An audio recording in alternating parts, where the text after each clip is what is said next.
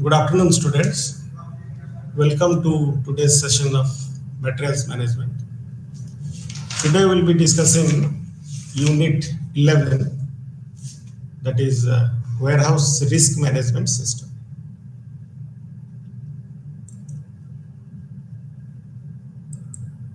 In this session, we will cover,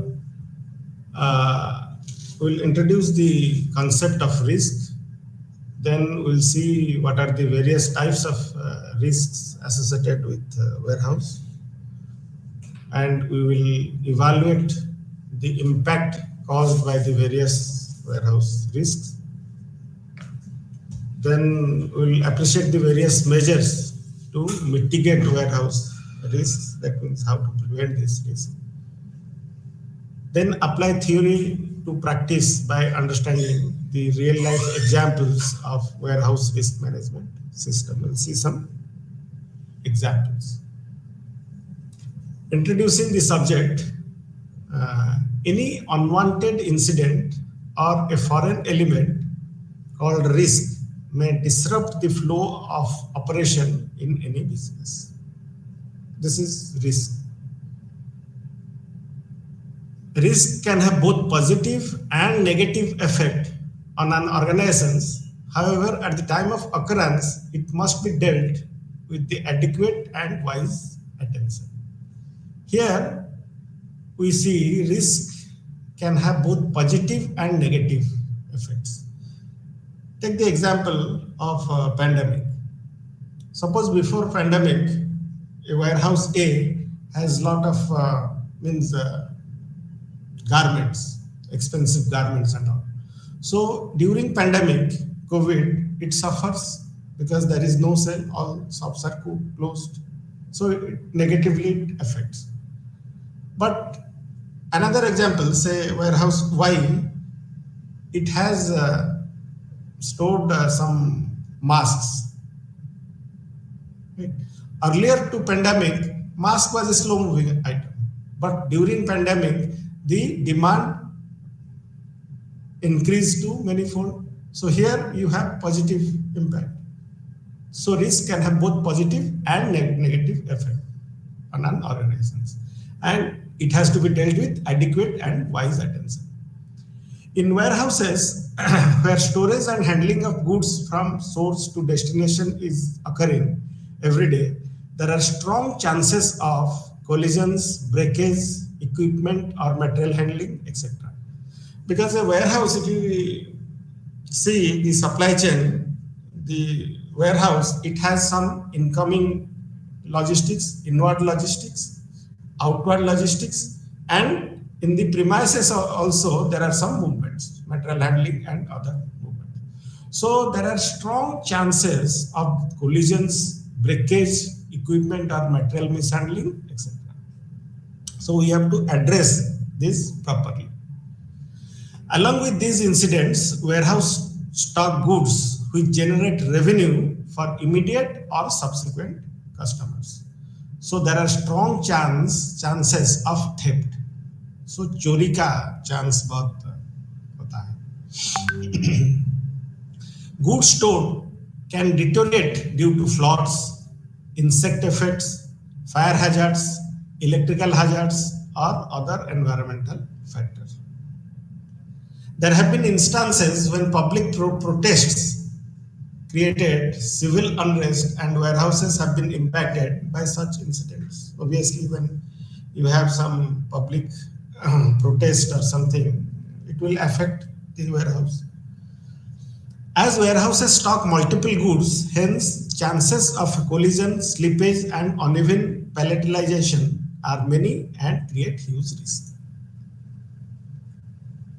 Then coming to risk, there are various types of risks associated with warehouse. We can see this picture. The most common, most significant is fire. Next is flood. Next we have equipment failure because there are a lot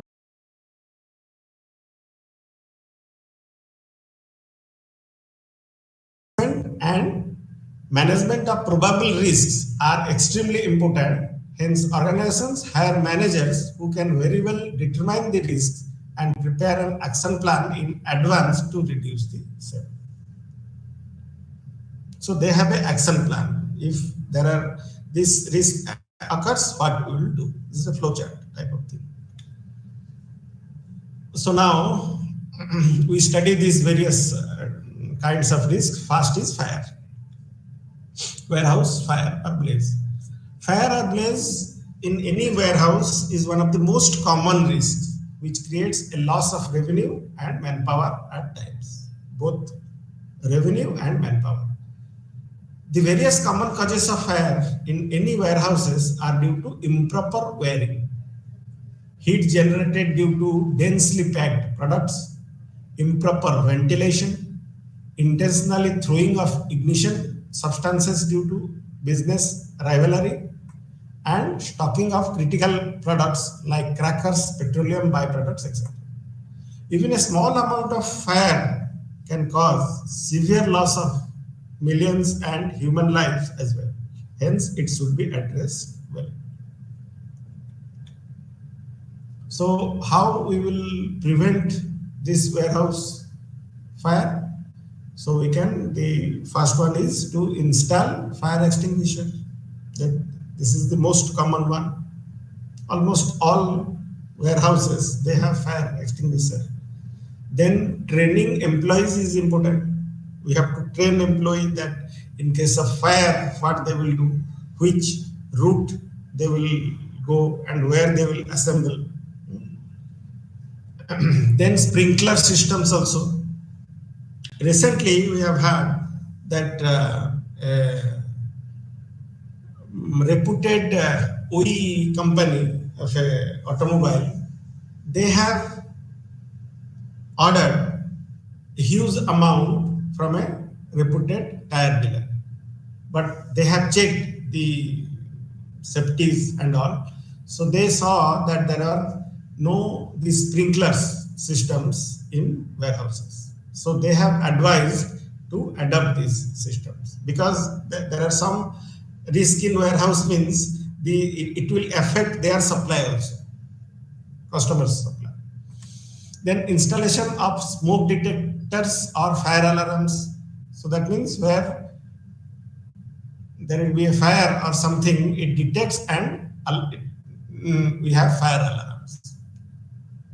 Then regular inspections and mock drills of fire. So people will be aware if you have mock drills. Dedicated no smoking zones on the premises, dedicated assembly area and provision of emergency exit door. Then fire signage. So this is the exit like this. This is the fire alarm. Here this is sprinklers, water will come. So this is one of the example. Almost 2 years back, in March 2022, there was a city called Plainfield in the city of New Jersey, America, United States of America, where there was a huge warehouse of Walmart. And the size was 1.2 million square foot. And this is equivalent to the size of 20 football fields. So here, but fortunately, none of the 1,000 employees or 350 firefighters were injured in the fire.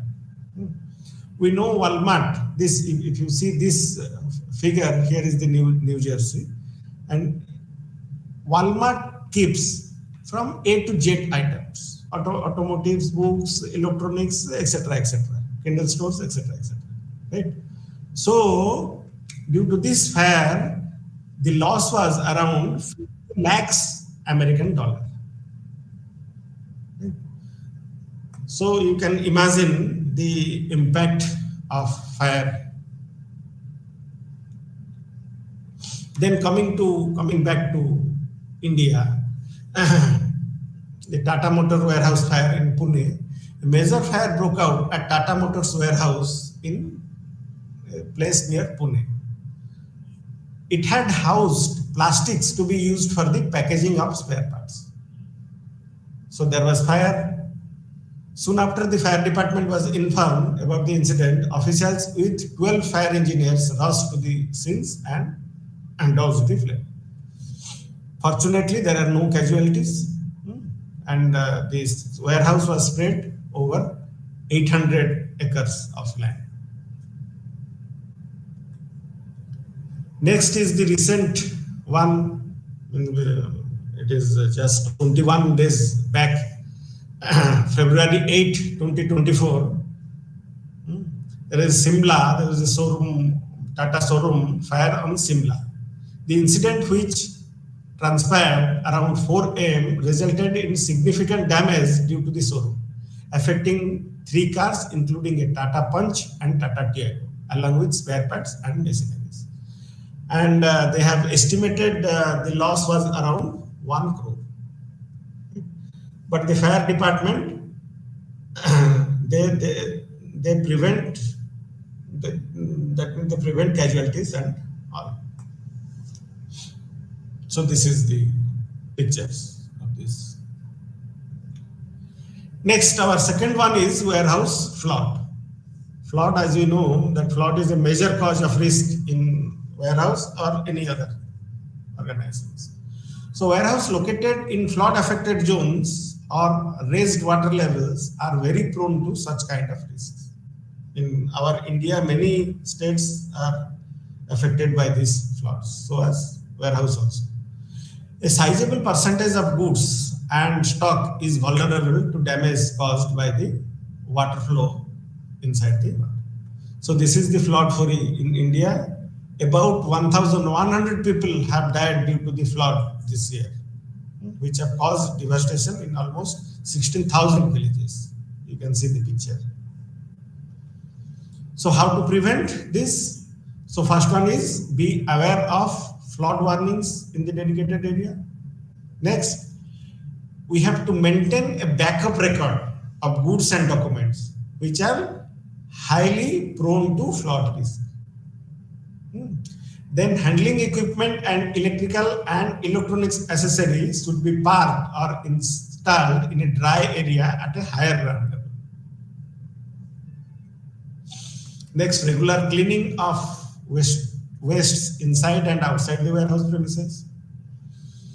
Then appropriate sealing of possible inlets which can cause water seepage inside the warehouse. If we appropriately seal all the inlets, so water might not come, less probability of water coming to the warehouse. Installation of water sucking machines. If water comes also, this machine will suck and throw it the outside. And of course, frequent training of employees. And lastly, you have to audit after these things flood. So this is the example of FCI. FCI is, it is not Fertilizer Corporation. Here it is Food Corporation of India. It is a government of agency which was established in 1965. And it is responsible for ensuring food security and the distribution of food grains across the country. In Bihar, there is a FCI near Kesaria, East Champaran. As you know, Bihar is affected by the floods and all. So they have estimated that warehouse, it has 600 quintals of storage capacity and 300 quintals had already gone after the flood water. Next is the failure of equipment. Equipment failure in a warehouse is one of the more cause that generates risk. Through technological advancement have eased the material handling, however, inappropriate use or failure of machines can create disasters inside the warehouse. So what are the precautions we have to take? Appoint trained and experienced employees. Because for sophisticated technology and all, we have to have skill, and if you don't have skill also, you have to train the employee. The employees should be sent for regular hands-on training for updated use of machineries.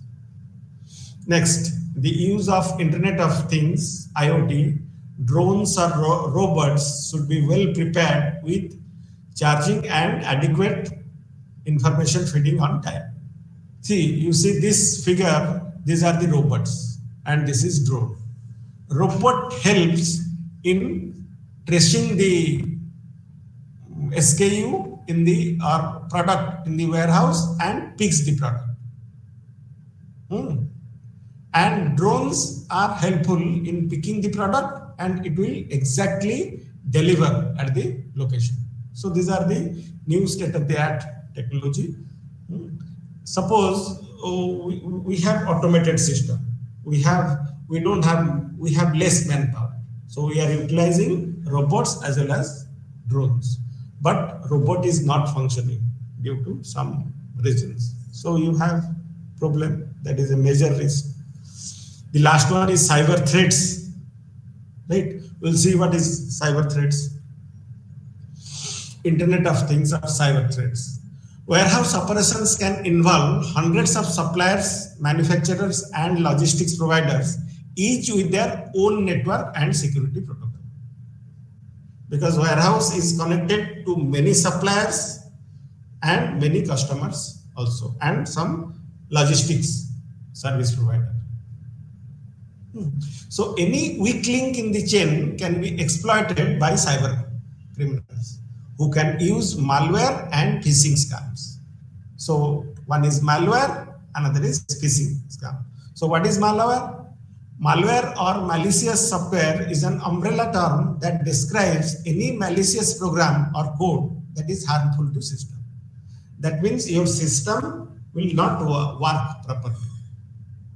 It is intentionally some people will do, like your virus. So what is there in or installing malware by sending fake emails or web pages that look trustworthy.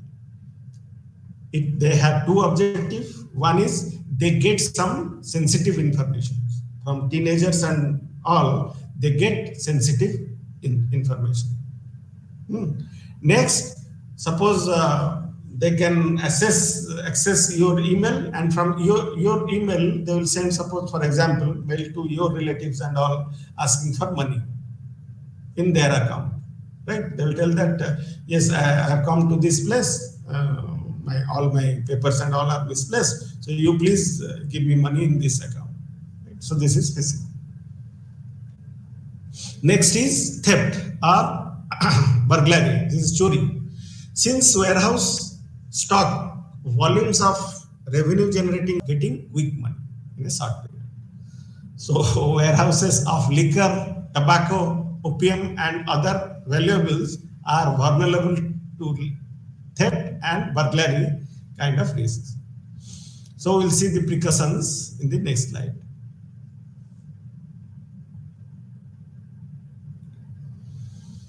So how to prevent this theft? One is use CCTV, closed circuit TV. So this is the most common thing. Next is installation of hidden alarms placed in the wall. Then keeping a log of visitors coming in and moving out of the warehouse.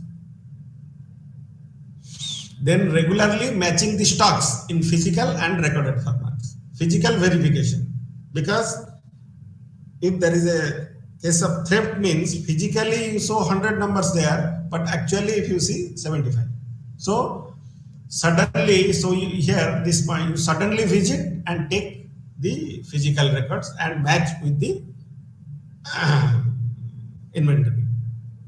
Right?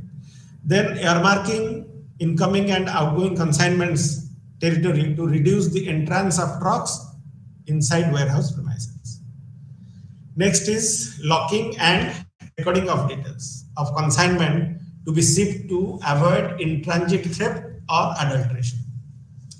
The detail of the lock code should be shared by the respective destinations only after receiving the goods. So similarly, multiple copies of goods being shipped must be shared with each stakeholders like a driver, store manager, or a source and destination, etc. So if you have multiple copies, then there is less probability of theft.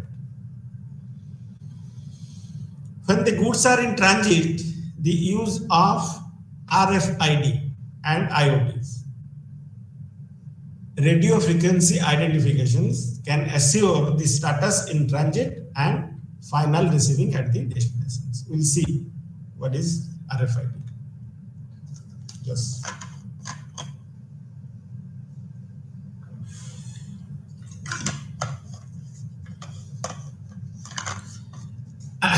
This is the example of RFID. RFID stands for radio frequency identification. That means this is a tag which you attach to a product. You attach this RFID tag, please refer to this figure. So this tag is attached to this figure, right? There is an antenna. So this is RFID reader, like your scanner is scanning your barcode. Unless you have all the records. So that is the function of RFID. So radio frequency identification is a form of wireless communication that incorporates the use of electromagnetic in the radio frequency portion of the electromagnetic spectrum to uniquely identify an object, animal, or person.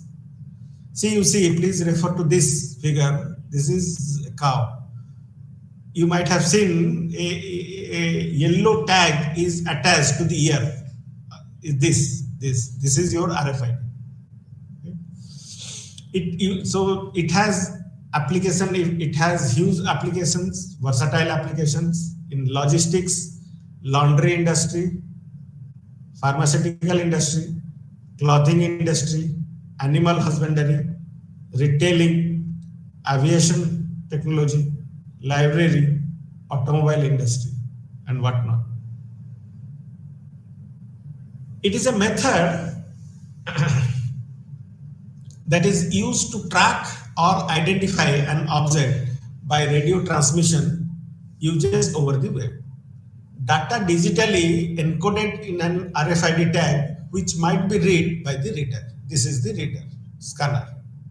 The device works as a tag or label during which data read from tags, this is the tags, that are stored in the database through the reader as compared to traditional barcode and QR codes. So this is the function of basic RFID system. So here you can see these are the stores and this gentleman is using this RFID. So here we'll discuss the benefits of RFID technology in warehouse management. The first one is better monitor the transportation of goods. Because as this is wireless system, if the product is attached to RFID tag, then automatically if it comes in or goes out, it will be recorded. So an item's entry or exit will be immediately recorded by the RFID. No use of scannings and all. It is coming, automatically it is recorded. It is going, automatically it is recorded. Next, to enhance the production process. How it enhances the production process? It is used by production equipment to locate and choose components before assembling them into customer-ready products. Suppose customer wants a customized product. So for that products, they require n number of SKU. So they, according to the SKU, they see what are the positions, warehouse, whether it is present or not, where it is present. So it enhances the production process. Next is to decrease the need of worker intervention in services. This is an important point. RFID's ability to instantaneously determine the precise location of any item. Workers can enhance efficiency and cut down on time spent on the task like pick and pack. See, suppose we are talking about 40 years back. In fact, when I have started working, I have seen at that time we have warehouses where bin cards were prepared. It was not the warehouse, there was no warehouse management system, it was not computerized. So what you see in bin card, suppose material will be there, 5 materials, 5 items will be there. Suppose a compressor, 5 compressor will be there, or some parts, chota parts will be there. But if you, the storeman, if you go and search, he cannot able to find.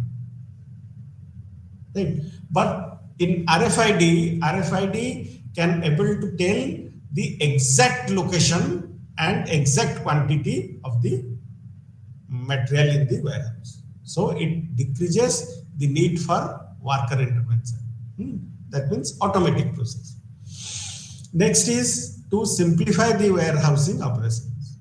It improves inventory visibility and control, as we have discussed. So it can able to tell us very precisely that n number of items are there and it is in this shelf.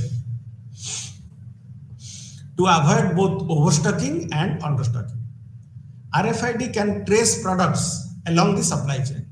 Suppliers, manufacturers, and retailers who utilize it are always aware of where the products are. So it is not restricted only to warehouse. That means all the fellow in the supply chain, that means the supplier, the manufacturer, the warehouse, and the logistics service provider, they can able to get the exact location of the item.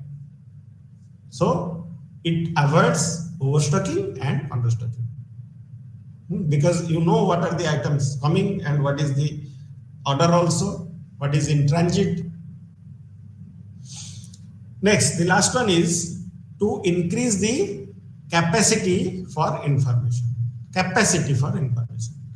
Retail partners, supply chain partners, and customers can all readily obtain additional information such as tracking and tracing using RFID tags. Suppose earlier, when they have, I'm talking about our warehouse, when they have just computerized the warehouse. So what they do? They take the stock and in computer it will come. X number of products, N number of quantities. So this, with these stocks, N number of people used to go to the retailer. So retail partners, suppose there are only 5 items, but there are N number of salespersons. So one salesperson has taken, suppose first come first serve, 5 order means another salesperson has given 5 number of order, but you cannot supply. So there is dissatisfaction. So here all retail partners, supply chain partners, and customers can all readily obtain additional information. That means you can see that that fellow has given 5 numbers of orders. So order is there, stock is there for 5, that fellow has taken the order. So you cannot take order, right? So it is to increase the capacity of information. Next is the destruction of goods. Organizations suffer from losses for damaged goods due to rotten, crossed, defective goods, which can be easily restricted by a few measures. It has been proven through study that replacing a damaged product costs more than its real cost of shipping. So it should be reduced as much as possible. Replacing a defective or damaged product costs more than its real cost of shipping. So mainly the damage to products occur due to reasons such as faulty packing. This is a major issue. If you don't pack the item appropriately, then you have damage, mishandling during transportation, or damage done in the warehouse. This is a statistics which says that 43% say that products arriving broken or damaged is the most frustrating consequence of the receiving delivery. You receive the delivery, but it is faulty. So this is one material handling equipment. So this is a safe type of thing. So this you can see the destruction of goods. You can imagine the result. Next is inappropriate storage or packaging of foods. Please refer to this figure. Right? This is temperature. Suppose for frozen items and all, so below minus 18 degrees centigrade, you have to store. Then for refrigerator items and all, keep below 4 degrees centigrade. Your danger zone is 4 degree to 60 degrees centigrade. So here your bacteria grows. Our cooking takes place above 60 degree to 100 degree. If you suppose if you go to any mall, you see some items are kept in refrigerators type of thing, right? All your fruits and paneers and all, but some frozen ice creams and other items, frozen items, it is kept inside the frozen refrigerator. So temperature is important. The inappropriate packaging can cause various problems to products like exposure to sunlight, moisture, or prior use of products. Similarly, wrong storage of products not only creates false records but also causes harm to other products. Wrong storage means if you store the item in not appropriate place.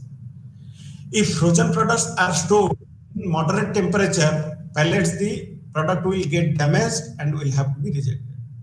It is also applicable for your pharmaceutical industries, because some vaccines and all, it has to be preserved, it has to be stored in some recommended temperature.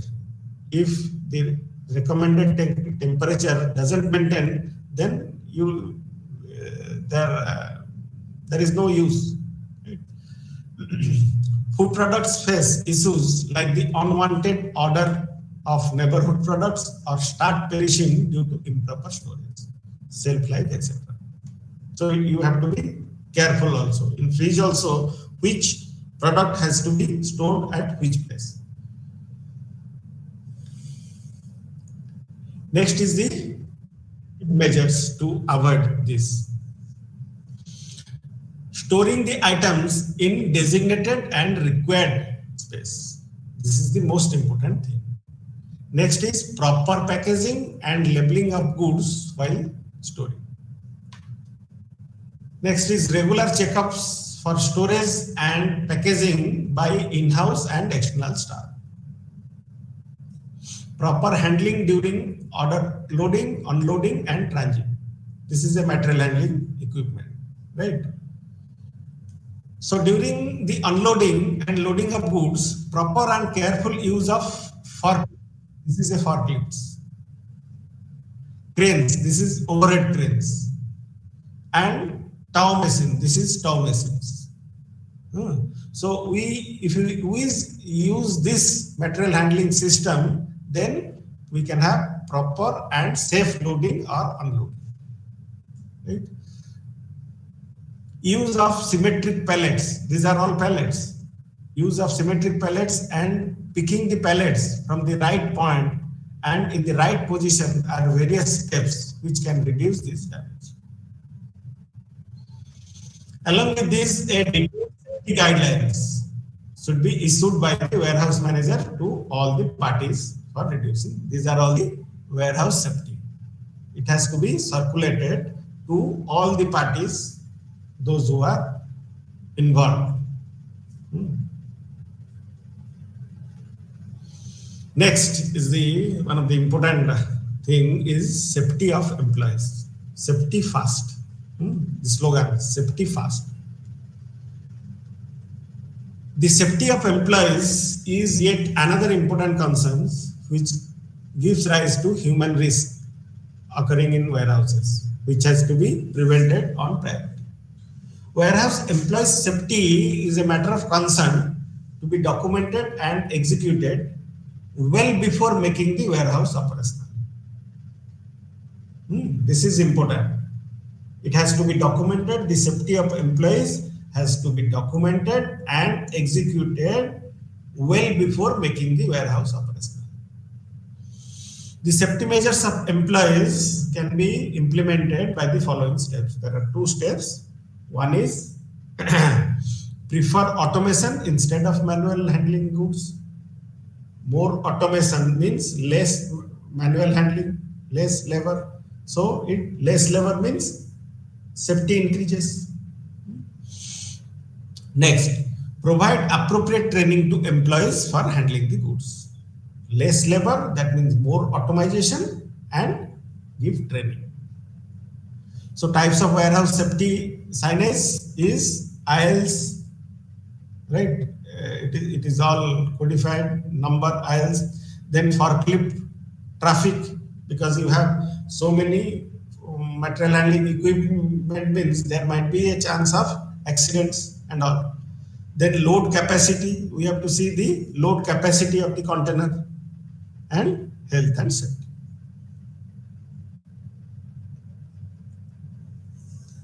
Safety of employees. All the organizations are concerned about the safety.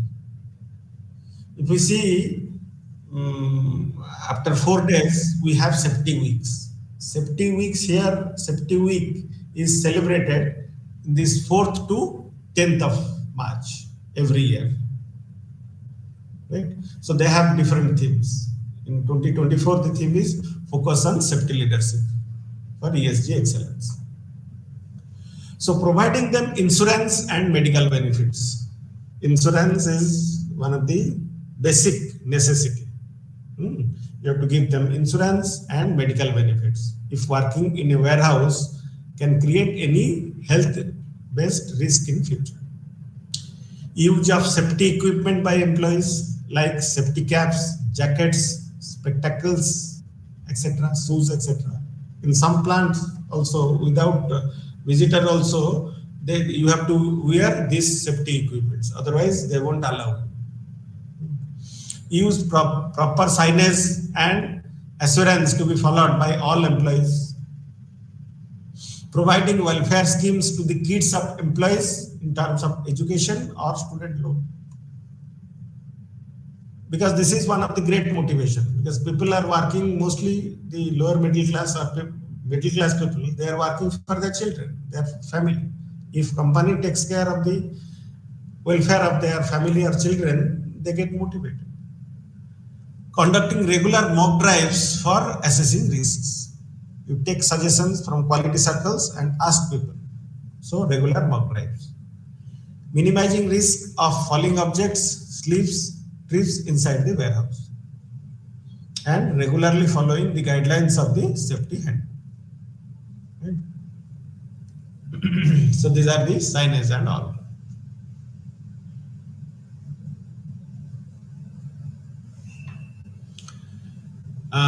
Next, we'll talk about the warehouse regulation.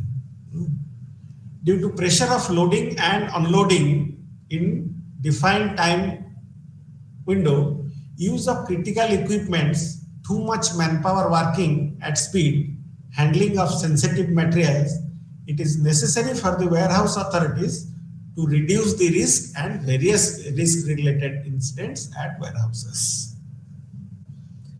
The intervention of warehouse employers is instrumental in reducing the risk, and it has also been recognized by the law in view of health and safety workers. So this needs of health and safety at work. It was initially recognized by European Union and Parliament of UK and was put to an obligation upon employees. You have HASWA. It stands for Health and Safety at Work. This act was 1974. So this act is very generic in terms of its scope. However, it imposes responsibility for health and safety of the workers, and it has main three categories. What are the categories? Number one is employer's responsibility. Number two, employee's responsibility. Third one is manufacturer's responsibility. So coming to first one, employer's responsibility. Employer's responsibility is to manage health, safety and overall welfare of the employees. The responsibility also includes a well-maintained policy, equipments for safety and appropriate training of staffs. So this is employer's responsibility. Well-maintained policy, all documented, and all safety equipments and appropriate training, time to time training. So this is employer's responsibility. Then coming to the second point is employee's responsibility. Employee's responsibility to undergo suggested training whenever provided by the employer, timely reporting of any unseen responsible for making the products safe for using in dedicated environment and fit for respective purpose of use. So their responsibility is to don't avoid training, you go to the training, learn, and if you see any unwanted thing, risky things, you inform. Then the last one is manufacturer's responsibility. So manufacturer's responsibility is they are the manufacturing the product. So they have to aware about the safety aspects of the product to its customers or stakeholders. Next is health and safety display screen equipment regulations 1992. Suppose somebody is working in a computer systems for more and all. So you have some regulations. That means your monitor and it should be at the eye level, this level monitor. Back, this back, it has to be straight, back. Elbows in 90-degree position and the feet flat on the ground. If the posture is this, then there will be no fatigue.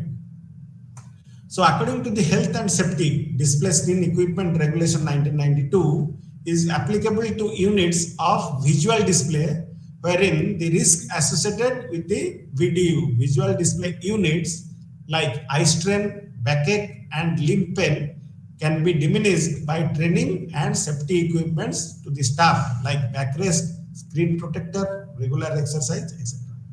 And they also advise that if you work continuously, if you are working continuously, after 30 minutes you take a break for a few minutes.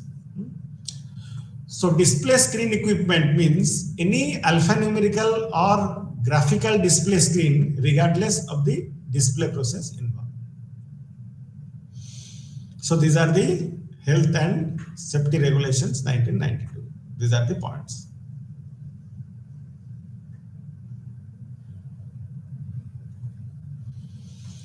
Next is the personal protective equipment. It's called PPE, personal protective equipment. This regulation is 2002.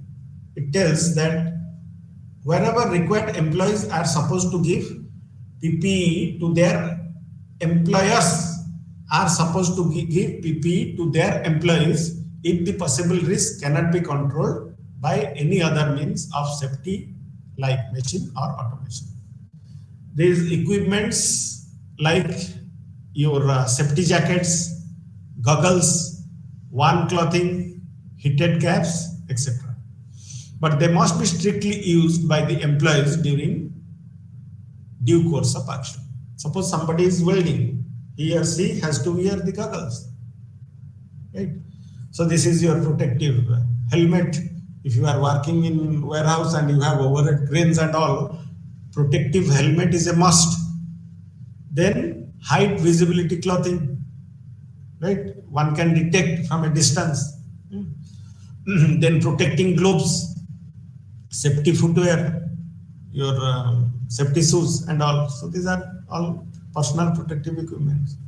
You are working in a healthcare industry means, or hotel or something means, cap is necessary. PPE suit.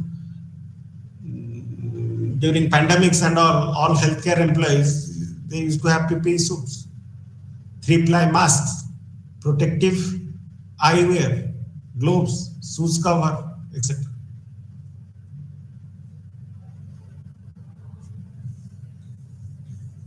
Now this is PUWER.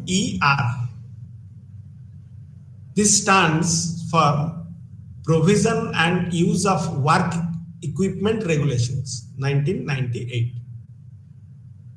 This Provision and Use of Work Equipment Regulation 1998 assures that all the equipment provided by any employer meet with the regulations. Regulations for what?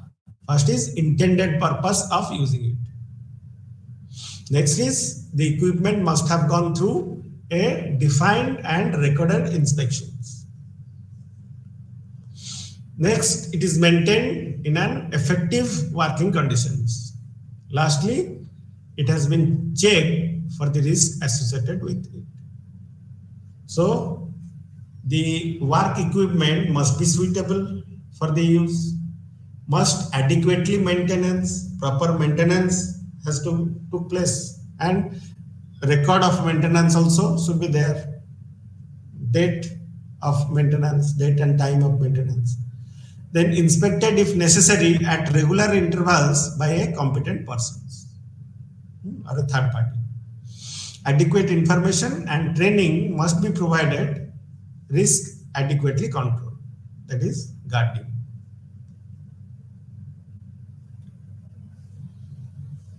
This is another report. This is RIDDOR. RIDDOR stands for Reporting of Injuries, Diseases and Dangerous Occurrences Regulations. This is 1995.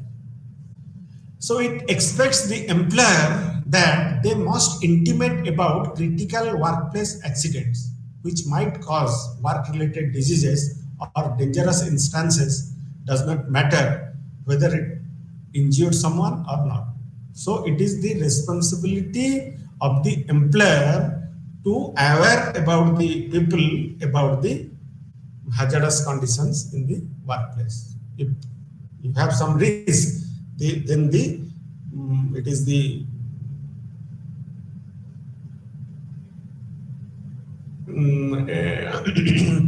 employer must intimate it to the employees.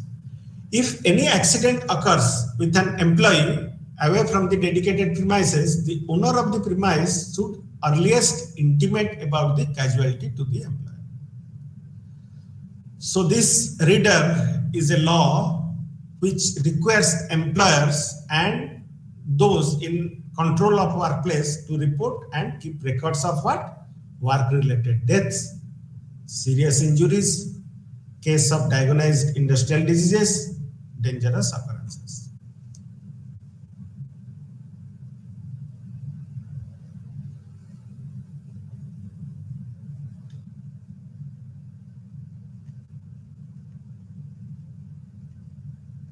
Next is workplace regulations.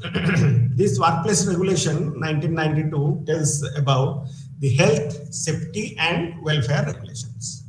So these are the matters like the maintenance of the building and equipment, the provision of adequate lighting in the rooms and all, because it also affects the productivity, the provision of safe drinking water, facilities for resting, toilet, restrooms and all, and first aid provisions. Then risk management. The warehouse managers are expected to assess the probable risk associated with the various activities of a warehouse.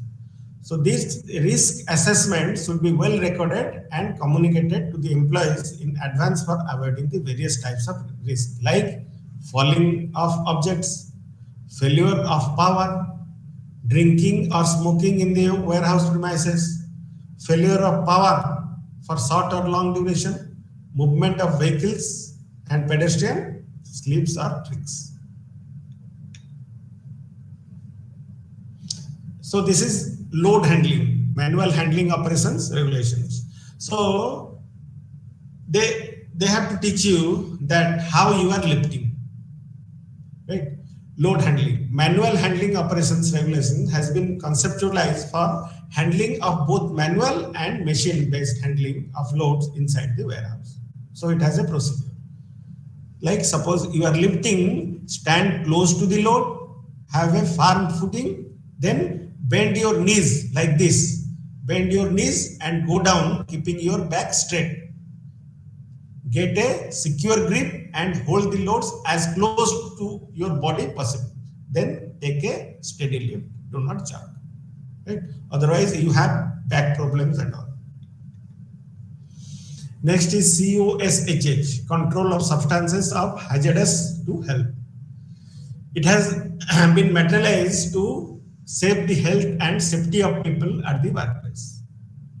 So these are the symbols: explosive, flammable, oxiding, health hazards, like this. So the last part is warehouse management system, WMS. Warehouse management system comprises of a bundle of softwares and processes that facilitate the organizations to monitor and control its warehouse operations from the entire time span when the goods or materials enters. Goods or materials enters to the warehouse until they exit, and ensure cost effectiveness and efficiency of each task. That means material enters to the warehouse, it has to be picked to a suitable place, then it has to be picked for order, and it has to be dispatched. All these procedures are taken care by this WMS, warehouse management system. A typical warehouse management system comprises of the following. One is interface module. This, please refer to this figure. This is interface module. So interface modules, you have transport management system, then global trade management, ERP, enterprise resource planning, etc., to coordinate among the various stakeholders. This is the interface modules. Next, left is the control operations. So for scheduling of tasks followed by their execution, this is the control operation. Here is the work schedule. Work schedule means the workforce allocation. For human workforce management, you have to plan. Last but not the least, adherence to the compliances and warehouse regulations. So these are the regulations and compliances. And lastly, inventory management. ABC or other types, because as we know, inventory is the working capital. So if you manage inventory, means you are managing working capital. So our desire is to reduce the working capital. So in these sessions, we have seen various types of risks associated with warehouse and how to mitigate, to prevent them. Then we have seen the safety of workplace and workers. And lastly, the warehouse management systems. So this ends these sessions. Thank you. Thank you for attending.